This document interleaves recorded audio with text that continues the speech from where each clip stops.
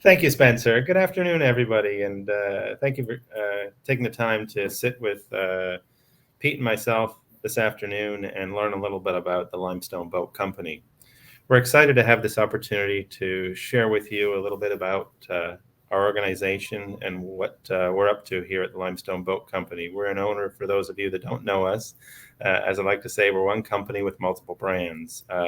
The Limestone Boat Company owns and manufactures in our 145,000 square foot facility in Tennessee, three brands currently: Limestone, which is a well-known heritage brand in the northeastern U.S. and Great Lakes region, as well as Aquasport Boats, which is around for 30 plus years as a great saltwater brand, and Boca Bay, which is a Gulf Coast brand.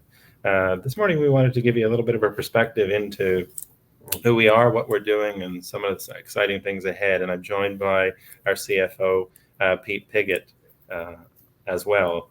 Pete, maybe you want to jump in and we'll move forward.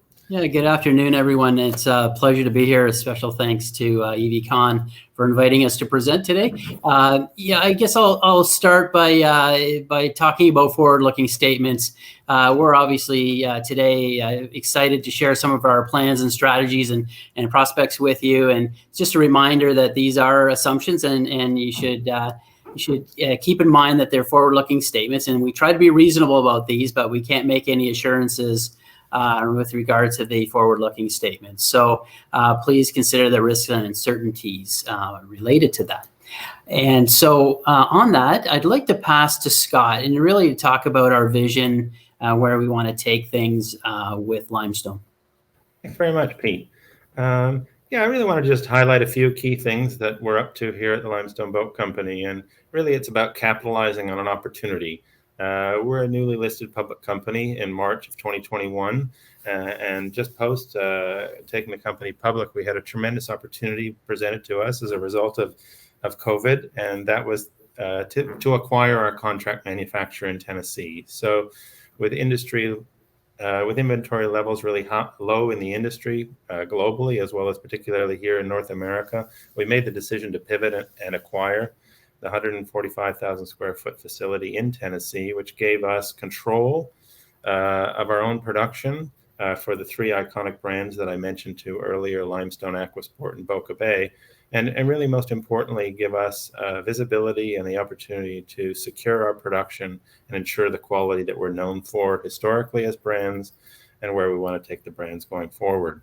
Obviously, as many of you may or may not know, the marine industry is experiencing unprecedented demand at this time as a result of people being sequestered to their homes as a result of COVID restrictions around the world. And it's creating double-digit growth throughout our industry. And that said, one of the things that we're doing as a company is building a strong foundation to allow us to not just capitalize on the COVID world, but most importantly, a post-COVID environment here in North America and beyond. We're focused right now on scaling our business, scaling our distribution footprint. We currently have 50 plus dealer locations throughout the Great Lakes, the Northeast, the Southeast, as well as the Gulf region in the United States. We're also investing heavily right now in evolving our product line. In fact, we just issued a release this morning of our new exciting 29-foot dual console, which is being produced by our tooling partners in Florida and will go into production later in Q4 of this year for shipments in Q1 of 2022. And that's just all in the interest of meeting the evolving and changing consumer wants and needs and demands. We actually just recently had a call with our partners at Vision Marine to talk about the exciting things that we're doing at Vision Marine to bring to our consumers and dealers alike the opportunity to outfit our products with outboard engine technology, but quiet environmental options that allow our customers to do what they love to do in terms of their boating lifestyle: get out on the water, cruise with friends and family and grandkids for 2 or 3 hours at a reasonable speed, and get back to the dock with safety, whether they choose EV technology or conventional, what we like to call in our industry, ICE technology. So net, we as a company feel that we're very well positioned and have full control to the best of our ability over not only manufacturing but supply chain. Our production is scalable within the footprint of our facility, and this allows us to not only meet the demand of today but also the demand of tomorrow. I'll turn it over to talk a little bit about industry dynamics, and I might pass the torch to Pete for a minute here. Yeah, I'll talk about that foundation that Scott was talking about earlier in the last slide. It really speaks to, I guess, we'll call it the industry dynamics, the current state of the nation as it relates to boating. The inventory levels are at an all-time low. They're the leanest they've ever been. We have the ability, to basically sell every boat that we put into the marketplace at this point. The demand is certainly outstripping their supply. And so as a result, manufacturers like Limestone are faced with backlogs of orders. And so that's a good problem to have in that sense that, we're chasing the demand at this point.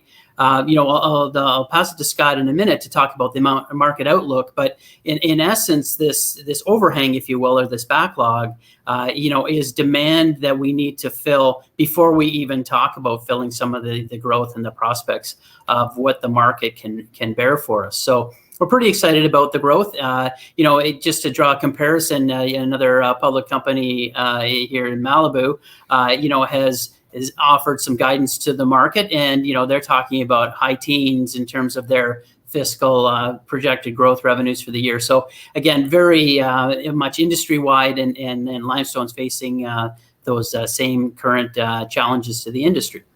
And speaking of those challenges, I don't think it's a surprise to anyone. Supply chain is widely talked about as it relates to impacts of COVID and other things, and our industry is not immune from that either. We're certainly looking at engine and component parts that are gating some of our growth, in terms of the supply chain disruption. So we're working through those things. We're feeling pretty confident with our operations in Tennessee that we're going to see ourselves into some fairly significant growth in 2022 and for the balance of year. With those backlogs that we talked about earlier, we're seeing those are probably going to last for the next couple of years, as we're trying to catch up to the demand and the orders in the industry. And probably the third thing that we focus on quite often is our labor pressure. We're a high growth opportunity, and as a result, we're hiring, and we're certainly training and managing to grow our team in Tennessee in particular. And so the pressures around COVID and making sure that we provide a safe and healthy market space and place for these folks to work is paramount and important to us. And ultimately finding the labor and training the labor is something that we're very much focused on to help keep up with this demand. So on that, I'll pass it over to Scott. He can give you a little bit of an insight into where the market is taking us in the future. Thanks, Pete.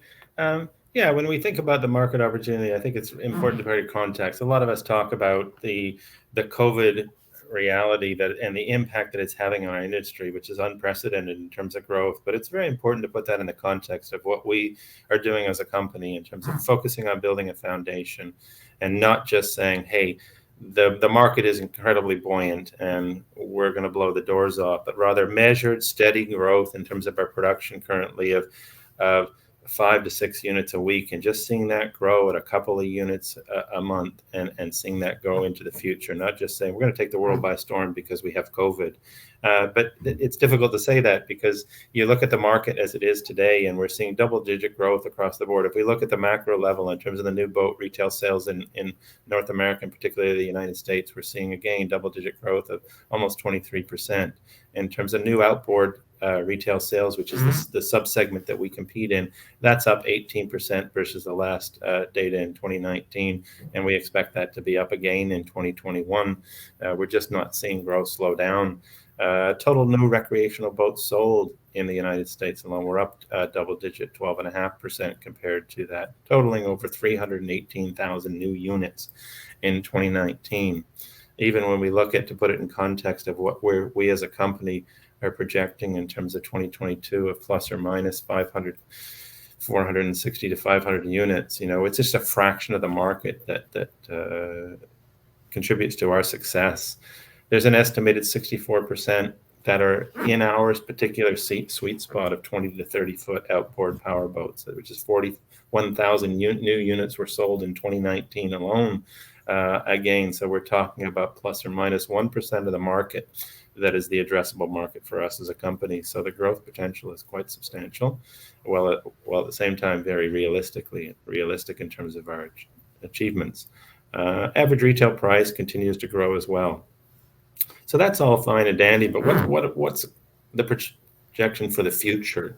Let's look out a year, 2 years, 3 years, and how do we feel and how do our peers feel, as well as our industry leaders? And we see the National Marine Manufacturing Association, which typically reports and projects on our industry, that they're expecting, that the size of the market today has reached over 47 billion in 2020, up again 9%, a 13-year high. So they're quite optimistic about where things are going. As Pete alluded to, backlogs continue to be a challenge for us as industry players in terms of, and that's expected to continue through 2023 at this point in time, with backlogs of 1 and 2 years in terms of boat orders.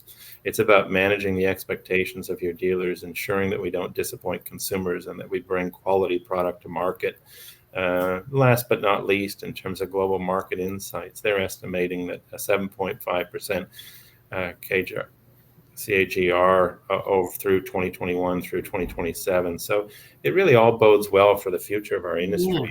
And I would even add to that, Scott. I think EVCon, drilling down onto the segment as it relates to EV opportunity. Market Watch is projecting $5 billion market for EV.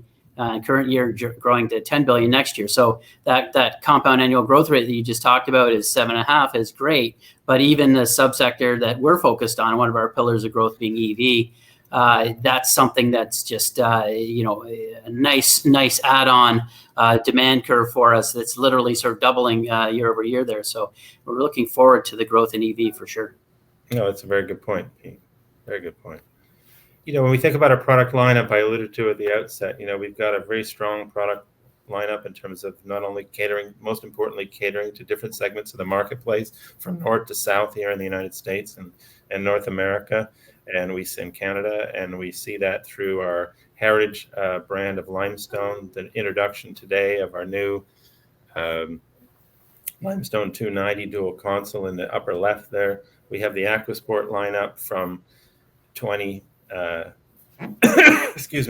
feet to 30 feet with the new 30-footer, which is just in its final stages of prototyping and launch. And then we have the Boca Bay brand, which is 3 bay boats, which at this point in time we're slowing down production in favor of our larger, higher margin brands, and we're looking to bring the Boca Bay brand back with some fury, probably targeted at the commercial market in 2022, 2023. But the focus currently is on the Limestone and the Aquasport brands. In terms of strategic priorities, as I alluded to earlier, we really have 3, or Pete commented on, we really have 3 pillars, one of which is environment and EV. The first pillar for us is, most importantly, to ensure that we continue and become a highly successful and profitable industry leader in the marine space. We've got the depth in terms of product offering, we've got the facility in terms of capacity, and we've got the distribution in terms of north to south from the Great Lakes to the Gulf, in terms of diversifying opportunity and risk for the company. In terms of charting a course over the next 18 months, I might just pass it to Pete to just talk about our 7 areas of focus and then move us on to the next slide. Yeah, and so thanks, Scott. This is something that we're very focused on delivering our next 18-month plan. This is a phased plan that we're tackling in order to expand our footprint in Tennessee and really increase our manufacturing capability. And so you'll see here that EV is number 7 on here, but don't let that fool you. It's front and center in terms of our interest levels and getting that division up and running. But I think the other 6 areas are really focused on some of those fundamentals, those grassroots folks. I talked about the labor earlier, and really, developing the culture in our business and something we feel very strongly about to deliver on quality product. Production ramp up and sales growth, obviously paramount, top of mind for us. Scott will talk about the marketing in a second, but I did want to take us to the next slide, which is really talking about our growth plan and sort of how we're thinking about this. So we're looking for, I'm going to say a financial partner to help us with this expansion. We haven't really taken on any senior debt at all in our balance sheet at all. So now we're looking to invite on a financial partner to help us fund some of this growth, really take control of the facility and start to expand on the footprint and ultimately our production capabilities. This is something that we're going to do in a phase way, as Scott mentioned, a nice sort of smooth growth curve, nothing step function. It's going to be a very doable, very methodical way of doing this. And then ultimately the goal here, once we've got ourselves in a trajectory that we're comfortable with and that we feel is fairly controlled, we'll be providing some guidance to the market from a stock standpoint, probably early Q1 in 2022. But more importantly, how do we continue to drive that demand? I think it's all about brand. It's about marketing. It's about PR. And so over to Scott to tell us how we're going to raise our profile in the marketplace. Yeah, so since the relaunch of Limestone as a brand and then the acquisition in May of this year in terms of Aquasport, a lot of our focus has been the reemergence of these brands and putting some money behind them to elevate the brand awareness in the North American marketplace and start to build consumer interest, both on the paid side as well as on the PR side. So we have a finely tuned marketing outreach program through our agency and marketing partners in Florida with a lot of industry experience and following in terms of their 25 plus years in the business. And we really feel that they're a great partner for the Limestone Boat Company in support of all three brands going forward. On the public relations side, we continue to see the benefits as a result of the interest and following that's been created, whether it be consumer media or the trade, as well as on the IR side in terms of we're starting to see the same level of traction in the investment media as well. That will continue to be a focus of the company as we go into 2022, as production and shipments continue to increase at a measured pace into 2022. We'll see our activities increased in support of the distribution on a regional basis in terms of consumer media and trade media. Pete alluded to it earlier. The third pillar in terms of our primary goals as a company is what we like to call our electric motor division. And we partnered with a company called Vision Marine Technologies to ensure that we can bring to our dealers the very best in EV engine options in terms of the appetite for outboard power. There's a photograph here on the presentation. We were excited just the week before last. We shipped our first prototype boats to be retrofitted with EV power to bring the quietness of the and environmental responsibility to the marketplace. But most importantly, it's not for us as a company in terms of being a leader. It's not just about EV. EV has been around for some time, but we typically equate that with small boats that put around waterways at 6 to 8 miles an hour. What we're talking about here is being a leader in bringing big water performance with EV power. So providing the ability for coastal boaters, for Great Lakes boaters to get out on the water for 3 to 4 hours of enjoyment at an average speed of 20 to 25 miles an hour, which is your typical cruising speed, to get out there, to run off to the beach offshore in Cape Cod, have a great picnic, play in the water, turn around and go back with safety and confidence in the quietness and environmental responsibility of electric power. So we're very dedicated to this as a company. We're excited about our partnership with Vision Marine in the early stages of their development and bringing that product to market throughout this year as they start to ship engines, and we look to ship product in 2022 with EV technology. I'm not going to dive into our team at great length, but you can certainly go online and learn a lot about us. But I wanted to highlight a couple of people. Pete's on the line with me here today. He brings a tremendous amount of rigor and discipline to the financial side of our business, as well as some great experience in working with startup companies and mature companies in terms of not necessarily in the marine space, but enthusiasm and experience, which will be a great asset to our organization as we go forward with our plans, as Pete alluded to, in terms of growth. Dave Grandin, who's our managing director in Tennessee, who took over that facility just prior to our acquisition, about 6 weeks prior to the acquisition, has done a tremendous job of creating structure and process and planning to ensure that we can optimize the capacity of the facility and ensure that one of the other things that's critically important to us is creating an environment and being a great employer that is not only safe and respectful to the employee base, but gives us the foundation to grow. And last but not least, our Vice President of Operations in Tennessee is a very experienced and tenured individual with over 26 years as a veteran in the marine business, working with some major manufacturers and running both on the design, engineering, and plant management side. So we're fortunate to have somebody. So in terms of key members of the team and the relevant backgrounds and the insight they can bring, I think is very powerful for the future success of the Limestone Boat Company. Back over to you, Pete. Great. Thanks, Pat. So I won't spend a lot of time on the numbers here. They're all laid out for you to show you a couple of data points for us. I think sort of two important takeaways that I wanted to leave the audience today. The first one is, we are a new public company. We're trading at, I think 22, 23 cents today. This is, something that creates enormous upside. You marry up where we are today as a new company, new public company against the growth story that we've outlined. I think it suggests that there's some great upside for folks. And it's underscored by our, in comparison to the other peer group that we have that are publicly traded, we're trading at a discount to those peers. So I think, it's fair to say that, new entrant to the public markets, but a great growth story to match up with the industry. Thanks, Pete.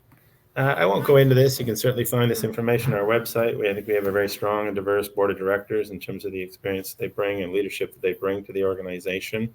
In terms of the competitive landscape, when we think about our peer group, both in terms of our family dayboat brand for Limestone or the Aquasport brand, you can see the likes of those that we compete with at retail. And we're proud to say that these are our competitors, but we are in good company at retail because many of our distributors also are distributors of these products because they see the value of offering both as an opportunity to the consumer market in terms of their relative benefits. In terms of the public company landscape, we really have four peers as we look at them. The Brunswick Corporation, which has many, many brands, including engines in terms of their offering. Marine Products Corporation, MCBC, as well as Malibu Boats, which again is at the higher end of the market with Pursuit, Cobalt, and Malibu. Somebody that we watch and take cues from in terms of what they're doing in the marketplace and in terms of, as well as product development and distribution. So if I was to provide in a sort of a jumping off point in terms of giving you a summation and some highlights about the Limestone Boat Company, I would say that as Pete alluded to in talking about the financial sides, we have really favorable industry dynamics. Demand is outstripping supply. We have a massive order book within our industry, and we enjoy that as well at the Limestone Boat Company. As many of us are, we're on curtailments with our dealer partners and retail partners as we continue to grow the business and satisfy them and overcome some of the headwinds in terms of supply chain. In terms of market size, as I alluded to moments ago, we're really, the addressable market for us is about 41,000 plus new fiberglass outboard boats in the 20 to 30 foot range. We're sold in the United States. So we're just scratching the surface in terms of success and opportunity currently. We are very respected brands within the marketplace, and we have 3 of those at our disposal currently in terms of the boats that we build. And that gives us diversification, both in terms of future opportunity, both in terms of positioning in the marketplace and price point in the marketplace. We control our own manufacturing facility, so we can determine our own fate as we go forward. We've got great distribution and diversification in distribution if and when we go into a change in market conditions, both in terms of product offering as well as in terms of geographic distribution. We have a great partnership with an opportunity to leverage vision to accelerate for our first mover advantage in terms of bringing big water performance with EV technology. We are an early stage company with some really strong upside in terms of potential. We're trading at a significant discount to our peer group currently. And I think as we start to demonstrate and our performance and deliver sales as a result of our manufacturing capacity and manufacturing throughput at this time, I think the market should start to look at us differently. And that, last but not least, I believe that confident that we have a team, we have a plan, and to become a top-tier North American boat builder. And I think that's not just hope. It's going to become a reality over the next 12 to 18 months. So thank you very much, everybody, for your time. And we're open for some questions if time permits. Yes, thank you all.